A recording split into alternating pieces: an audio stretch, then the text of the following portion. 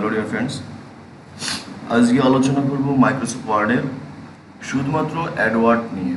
Edward ডিজাইনের ক্ষেত্রে, intro বানানোর ক্ষেত্রে খুব গুরুত্বপূর্ণ একটা কাজ। চলো আমরা সেটা আজকে শিখবো। চলো আমরা প্রথমে স্টার্ট মেনুতে যাই, এখান থেকে গিয়ে মাইক্রোসফট অফিসে ক্লিক করি। মাইক্রোসফট অফিস, এখান থেকে মাইক্রোসফট পাওয়ার পয়েন্ট।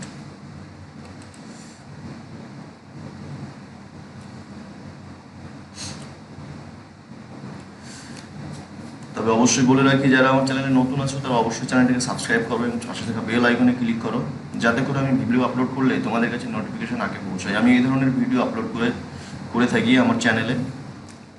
বর্তমানে আমাদের কম্পিউটারের বেসিক কোর্স চলছে মাইক্রোসফট পাওয়ার পয়েন্টের উপরে, এরপরে আমরা এক্সেল অ্যাক্সেসে যাব। এছাড়াও এখান থেকে বিভিন্ন কম্পিউটারের টিপস পেয়ে যাবে তোমরা।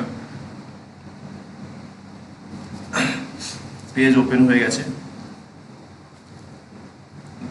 তাছাড়া এর আগের ভিডিওগুলোতে আমি দেখিয়েছিলাম যে কীভাবে নিউ স্লাইড নিতে হয়। তো এই স্লাইডের উপরে আমি এখন দেখাবো অ্যাডওয়ার্ড কীভাবে জয়েন করতে হবে, অ্যাডওয়ার্ডের কাজ। আমরা ইনসার্ট মেনুতে যাব। ইনসার্ট মেনুতে যাওয়ার পরে এখানে তোমরা দেখতে পাচ্ছ অ্যাডওয়ার্ড বলে একটা অপশন আছে, ওয়ার্ডআর্ট। এই যে ওয়ার্ডআর্ট বলে যে অপশনটা আছে, এখানে আমরা ক্লিক করব। এখানে প্রচুর অপশান আছে। প্রথমে আমরা একটা টাইটেল ক্রিয়েট করি, সেটাকে আমরা ওয়ার্ডআর্ট দিয়ে সাজাবো। চলো আমি এখানে লিখলাম আমার চ্যানেলের নাম।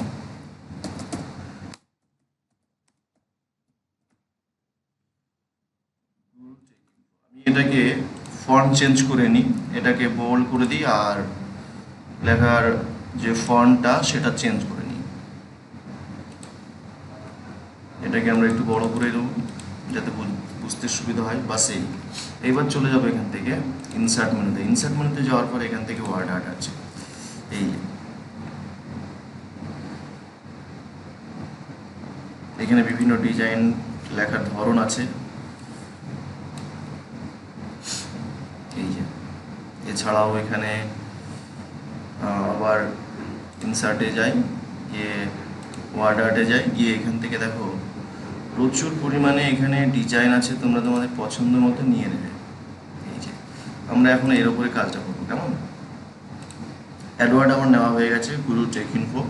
এইবার যাবো কি কোথায়? আমরা এখানে যাবো। এখান থেকে আমরা বিভিন্ন ডিজাইন, কি কি ডিজাইন এখানে লাগানো যেতে পারে দেখো। ব্যাকগ্রাউন্ড,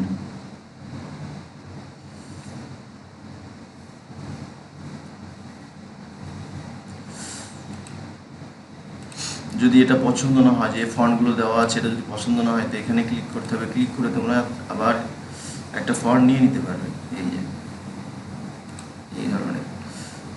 এবার চলে যায় শেপ ফিল, অর্থাৎ আমরা এই গুরু টেক ইনফোর ব্যাকগ্রাউন্ডে যদি আমরা কোনো শেপ দিতে চাই, এই ধরনের দেখো, এই ধরনের যদি শেপ দিতে চাই, খুব সুন্দর লাগছে তাই না? এই যে এই শেপের যদি কালার চেঞ্জ করতে চাই আমরা কালার, তো এখানে শেপ ফিলে ক্লিক করলে আমরা এখানে বিভিন্ন রকমের কালার পেয়ে যাব। আর এখানে নো ফিল করলে আমরা কোনো কালারও থাকবে না। তারপরে এখান থেকে আমরা যদি গ্রেডিয়েন্টে যাই, দেখো গ্রেডিয়েন্টে গেলে বিভিন্ন রকম কালার। বর্তমানে যেটা আছে, যে সেটিংসটা আছে, এটা কিন্তু গ্রেডিয়েন্ট সেটিংয়ে আছে। তোমাদের যদি চেঞ্জ করতে হয়, যদি মোর গ্রেডিয়েন্ট লাগে, আরও এই যে গ্রেডিয়েন্টটা আছে এটা তোমার পছন্দ হলো না, তখন এখান থেকে তোমরা গ্রেডিয়েন্ট ক্রিয়েট করতে পারবে। কেমন? চলো এবার চলে যায় শেপ আউটলাইন। এই যে শেপ আউটলাইন যেটা এখানে আছে, যে আউটলাইনটা আছে, যদি আমরা এটাকে মোটা করতে চাই, দেখো এটা মোটা হয়ে গেল। যদি না আমরা এখান থেকে কোনো একটা ডিজাইন নিতে চাই, এই দেখো এই হচ্ছে আউটলাইন ডিজাইন। এটা হচ্ছে ওয়ার্ডআর্টের কাজ। এখান থেকে যত ডিজাইনের কাজ তোমরা সব ওয়ার্ডআর্ট থেকে পেয়ে যাবে। এগুলো ঘিজিমিজি হয়ে যাচ্ছে, এগুলোকে আমরা ডিলিট করে দিই, তাহলে বুঝতে সুবিধা হবে।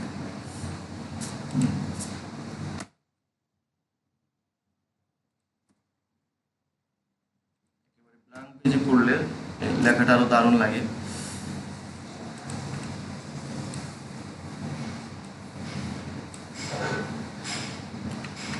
এবার চলে যাবি শেপ এফেক্টে। শেপ এফেক্টের কাজ কি? চলো আমরা যদি এখান থেকে, এটা হচ্ছে 3D জাতীয় কোনো কিছু করতে গেলে, 3D এফেক্ট করতে গেলে তখন আমাদের লাগে। আমি এটাতে যদি ক্লিক করি, দেখো এটা কিন্তু 3D হয়ে গেছে। রেডি হয়ে গেছে। তারপরে আবার চলে এখানে ক্লিক করি ব্যাকগ্রাউন্ডে, তারপরে এখানে শেপ এফেক্টে ক্লিক করি। এখানে দেখো শ্যাডো আছে, যদি তোমরা শ্যাডো নিতে চাও, এই যে ইনার শ্যাডো, এই ইনার শ্যাডোর যে কাজগুলো সাধারণত 3D এফেক্ট বানাতে গেলে ইনার শ্যাডোগুলো লাগে, আর এখানে আউটার শ্যাডোগুলো এগুলো সুন্দর লাগে, তবে 3D এফেক্ট বানাতে গেলে আউটার শ্যাডো লাগে না। তারপরে রিফ্লেকশান, এটা তুমি যদি 3D বানাতে যাও রিফ্লেকশান প্রয়োজন হয়।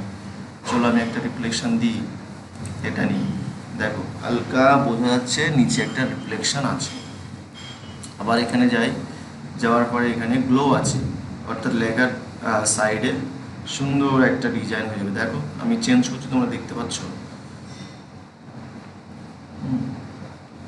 আমি এটা নিলাম, দেখো। এবার চলে আসি আবার শ্যাডো থেকে, এখান থেকে প্রচুর আছে, তোমরা একটু দেখে নেবে। এখানে 3D রোটেশন আছে,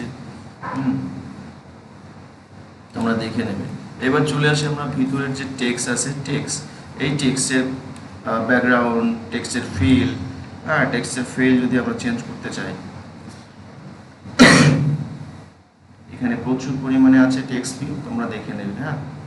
এখানে মোর কালার আছে, এখানে পিকচার, যদি তোমরা লেখার ভিতরে কোনো পিকচার অ্যাড করতে চাও তো তোমরা এখান থেকে পেয়ে যাবে।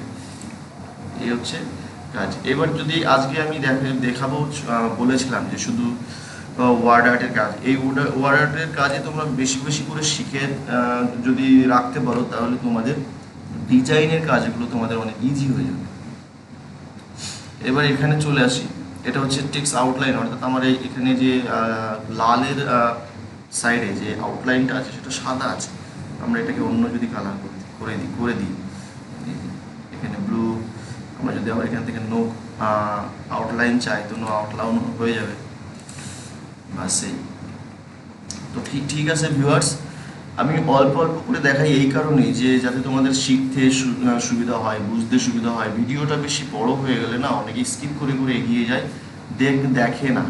এবার যদি ভিডিওটা পুরোপুরি না দেখে তাহলে কিন্তু শেষ শিখতে পারবে না, অনেক কিছু ভিতরে রয়ে যাবে, খাপলা রয়ে যাবে। ওই জন্য আমি ভিউয়ার্সদের কাছে অনুরোধ রিকোয়েস্ট করবো যে তোমরা আমার ভিডিওটা সম্পূর্ণভাবে দেখো। যারা আমার চ্যানেলে নতুন আছো তারা অবশ্যই চ্যানেলটাকে সাবস্ক্রাইব করো, পাশে থাকা বেল আইকনে ক্লিক করো যাতে আমি ভিডিও আপলোড করলে তোমার কাছে নোটিফিকেশন পৌঁছায়। আর যারা পুরনো আছো তারা অবশ্যই চ্যানেলটাকে লাইক করো, শেয়ার করো। ঠিক আছে, দেখা হবে আগামী ভিডিও।